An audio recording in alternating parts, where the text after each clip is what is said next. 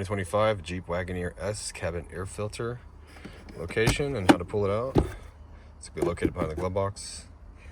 We need to lower the glove box, push the stoppers, push the glove box door inwards, and you can actually kind of pull down the glove box. You can see how it came off its hinge there. You don't have to do that. Just be careful that there's this little damper cord right here and it's connected to the bottom of it. We don't want to break this, okay? So we're going to push it right here. You can lower the glove box down. Again, it'll come off the hinges, but you don't need to take it off the hinges if you don't need to. So I can stuck it back on here. All right, cabin air filter door right here. And there's a locking tab right here that we're going to push, pull towards us. We're going to move the door to the right. It'll come right off.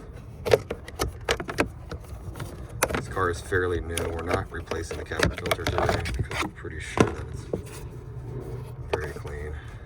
Just pull it right out here like so. Yeah, it's not really too dirty. It's got some miles on it. No markings on the original filter. If you need a filter, I will have a link in the description box. It takes you to Amazon where you can get a premium filter there.